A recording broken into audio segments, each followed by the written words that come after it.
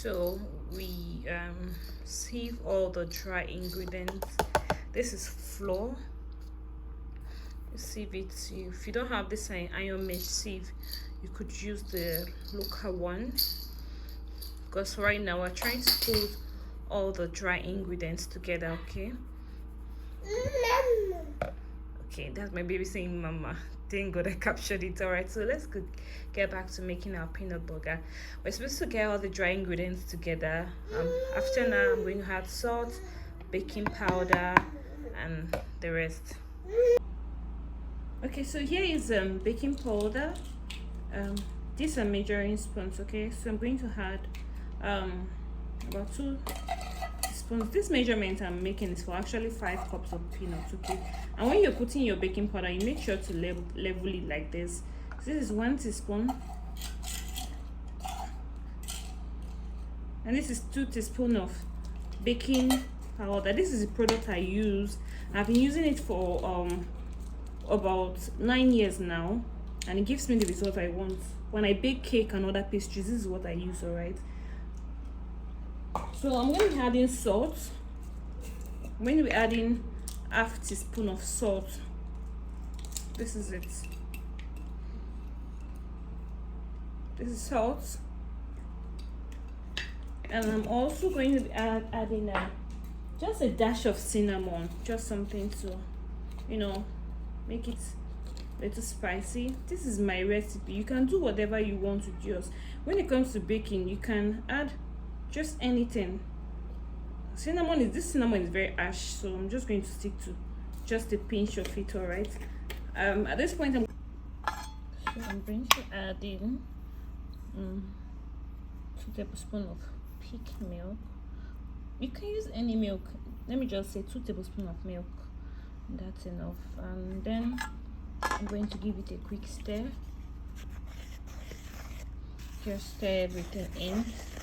Okay, so that's all for all our dry ingredients. So I'm going to go next and prepare our wet ingredients.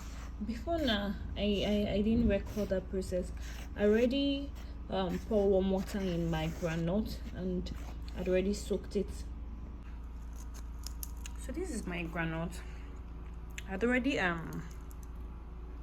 soaked it in warm water, added a little salt, and dried it for a few days, and it's completely dry. You can take a look at it. My groundnuts are dried. It's almost time to. So I'm going to prepare my wet ingredients now, and then we'll start making it right away. So since I said I was using 5 cups of peanuts, at this point I'm going to go ahead to break 5 eggs in. Okay.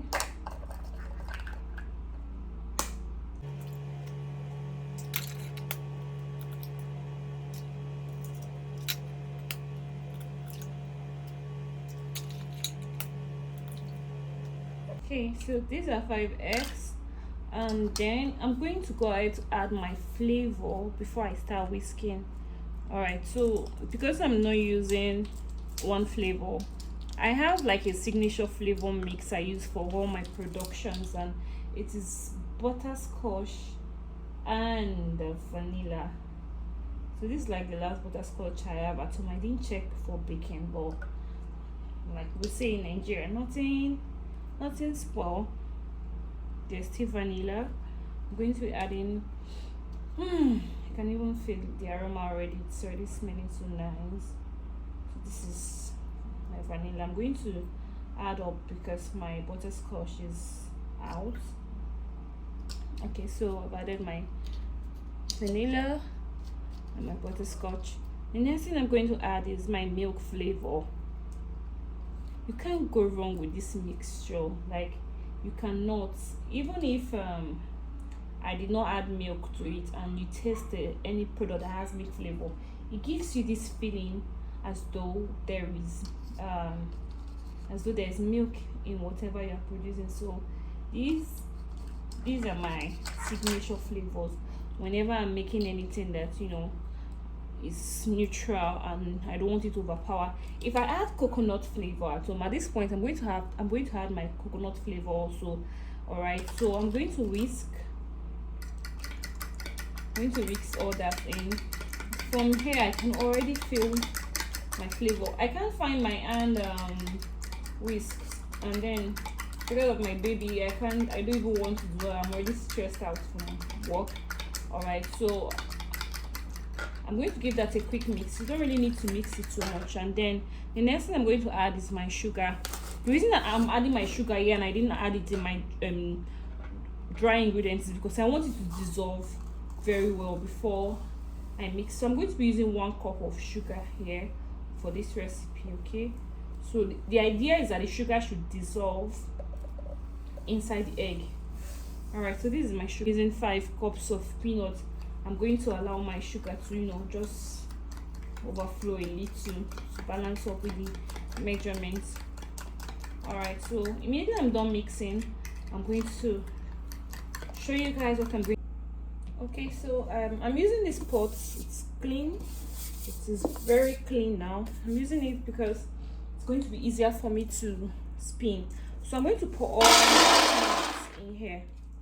And why I'm using it is that it gives it a lot of space for everything to go around and for easy mixing. So I'm going to gently pour in my mixture. So I'm going to be doing wet dry until I know it's actually gone.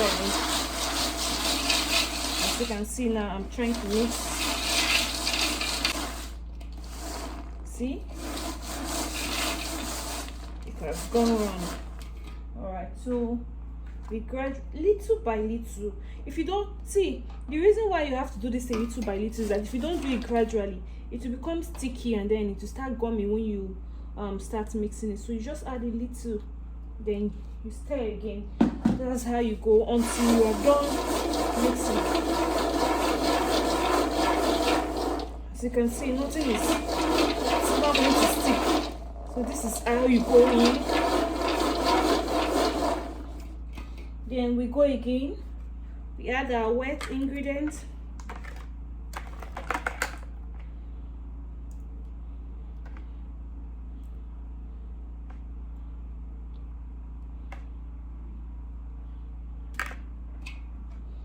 You stir.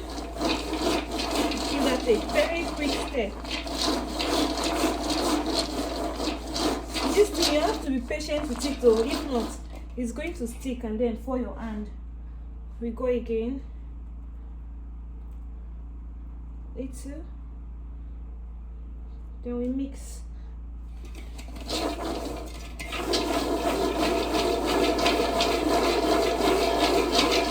Are you seeing that it's not sticking? Because there's enough space.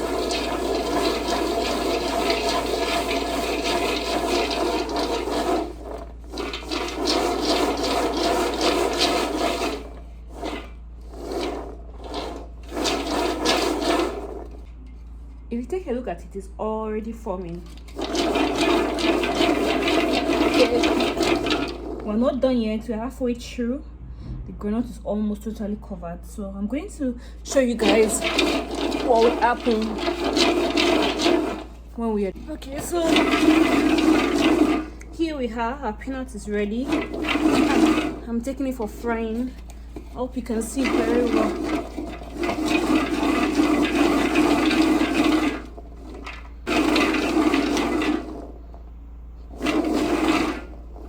So take a good look at it.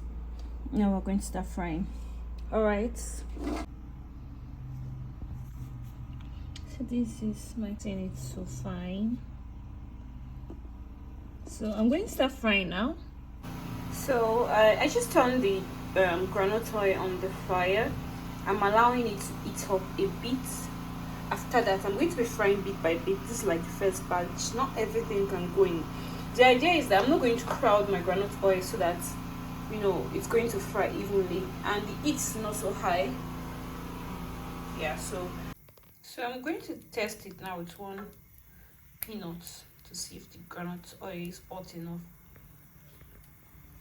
Okay, so you can see you can fry with any other oil. I'm currently using King's oil to fry. All right, so you can see now that my oil is hot enough. All right, so I'm not going to go in and pour in the rest. I'm going to pour bit by bit. So I've poured in the peanut. Remember we said something about you not overcrowding the oil, yeah? So yeah, this is it. You don't want it to soak your groundnut oil, so you're going to allow it fry. I'm just going to be stirring it gently. After a while again, I'm going to stir. Then immediately it's done, you see it golden brown. So as you can see, it is ready. It's already golden brown. So I'm going to be packing out this batch, and then I'll fry the next batch. Can you see it? I see how beautiful they look. So our peanut burger is ready, and here it is.